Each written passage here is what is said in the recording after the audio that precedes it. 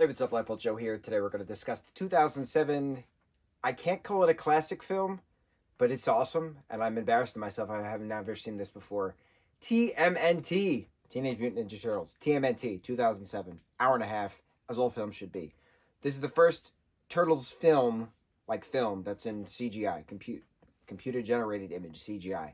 It's not 2D, it's not hand drawn, it's based on the comics. Kevin Munro wrote and directed this based on the comics.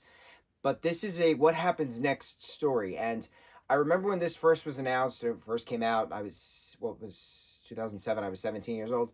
I refused to go to to go to the theater to see it with my friends, with my brother. Refused. I refused because how dare they make a new theatrical Ninja Turtles film and not have guys in costumes? How dare they? The audacity, the dishonor on the family, dishonor on the cow, dishonor. And so I didn't see it, and a lot of people didn't see it because of that. That we were all so, how dare you make a new Ninja Turtles movie and not have guys in costumes? How dare you? And it didn't do well with critics because of how serious the film is. Like, Ninja Turtles are goofy teenage kids, right? They eat their pizza, they skateboard, they fight the Foot Clan, and they fight Shredder and their monsters and stuff. This is a what happens next story, and it's a matter of reconciliation. It's a matter of coming to terms with reality, with things, and how to betterment yourself, but also betterment your brothers, to betterment your family, to benefit your clan, as well as saving New York at the same time.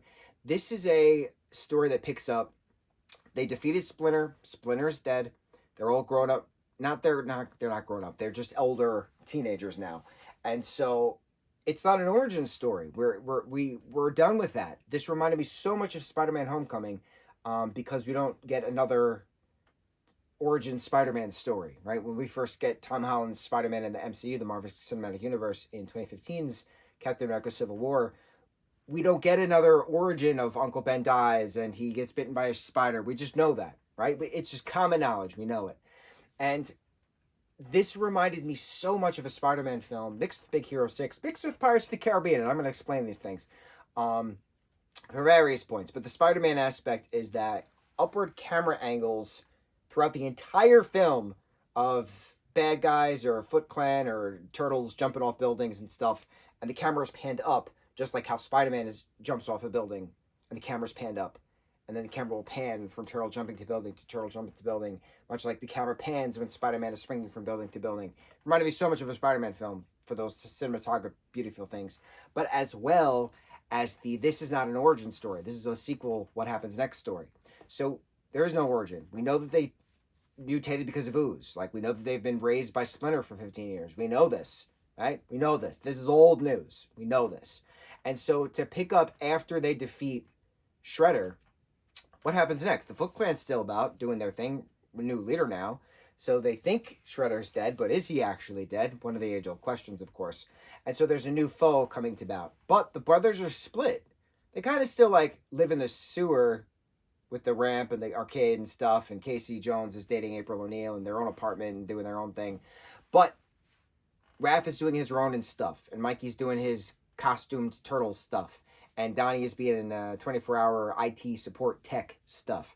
And Leo went to South America on Splinter's behalf to betterment his training.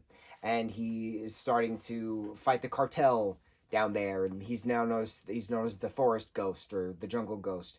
And so April tracks down the stories and finds him. And then convinces him to come back home. But what's up with this new Legend of Yodel? Like Yeotltyl, something like that? How is this person known as Mr. Winters, who is this massive business individual who's hired April to do certain things, and he's an art collector and, an antiquities dealer and things of that nature, right? Turns out he's this guy, Yodel, who was this ruler 3,000 years ago, who had a bunch of his generals inadvertently turned to stone when he opened up a portal, which then let out 13 monsters, interdimensional monsters. But in the midst of this, the planets had to align the stars had to align a certain way for this portal to open onto Earth and grant him immortality. But then the trade-off was that his brothers, his commanders, his generals would be turned into stone.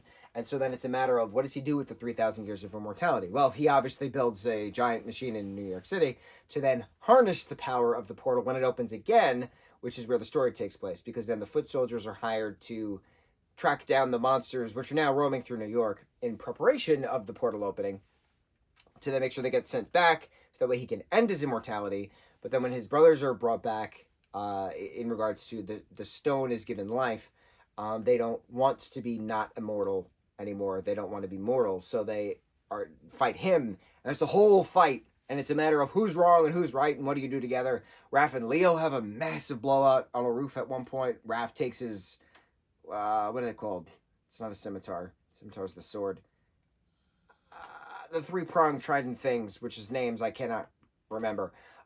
He breaks Leo's swords, and it's a wild scene, bro. But those heart-to-heart moments of the brothers, fighting and having to come to terms with we're better together than separate and things like that.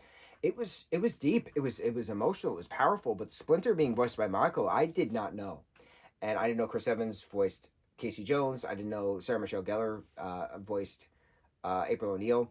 Mako is the voice of Uncle Iroh in Avatar: The Last Airbender.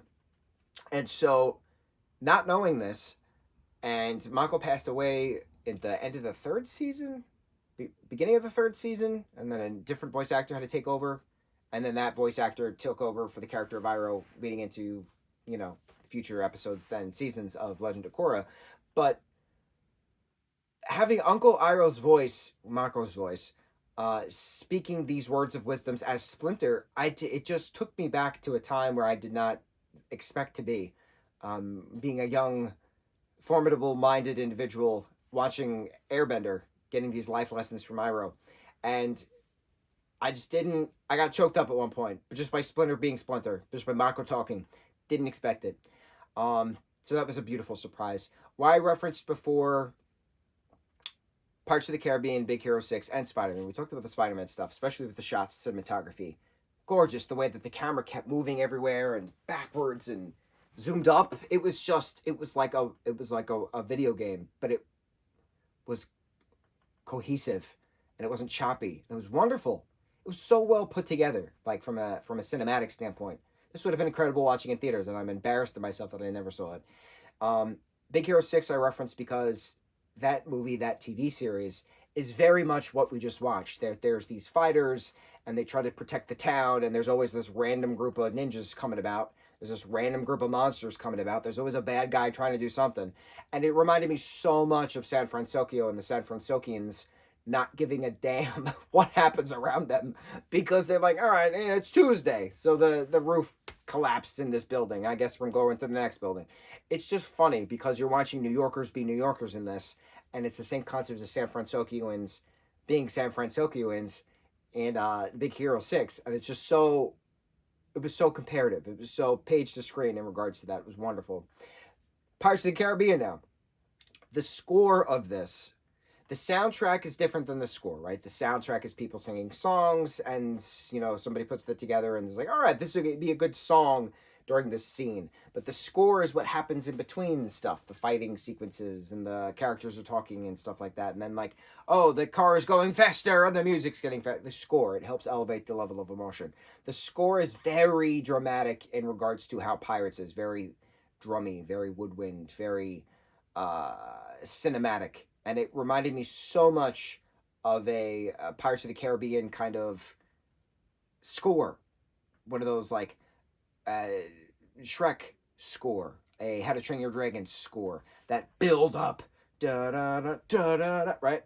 That's what this soundtrack was. That's what this score was. The soundtrack reminded me so much of Tony Hawk Pro Skater, which is wonderful.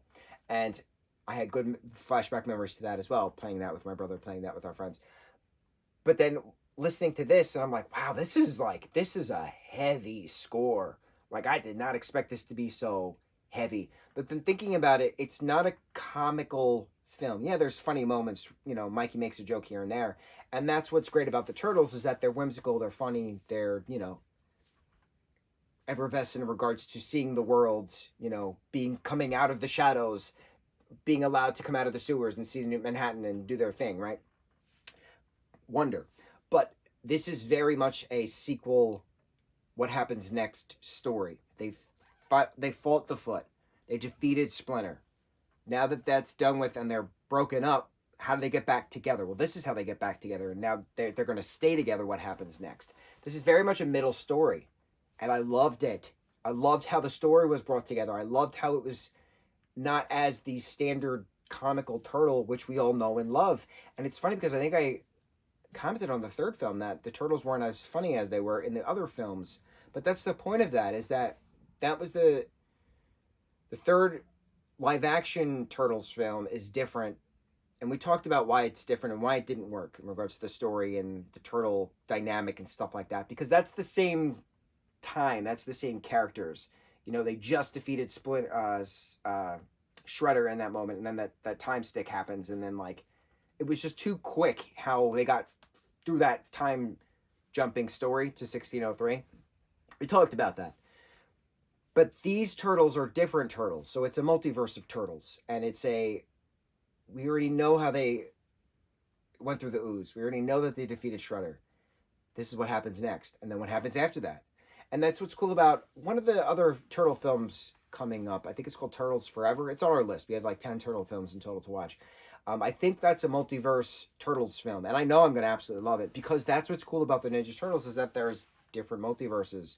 There's different universes of Ninja Turtles now. It's cool. So to watch this now, understanding the difference of multiverse, that these particular turtles probably were comical and funny back when they were 15 fighting Shredder and the Foot for the first time. But now that they're a little older, still teenagers and a little older, they're hardened criminals now. They're hardened vigilantes now. They're hardened ninja brothers now. So like, they've experienced stuff. And yeah, you could still pass a joke, but like, stuff sets in. So then how do you move forward from that? It's very cool. Love the character development in this hour-and-a-half film for characters that we already know and love, but didn't even have to see. Very hard to do that. Extremely illogically hard to do that in regards to storytelling. And somehow Kevin Monroe did that in this story. I am embarrassed in myself that I never watched it.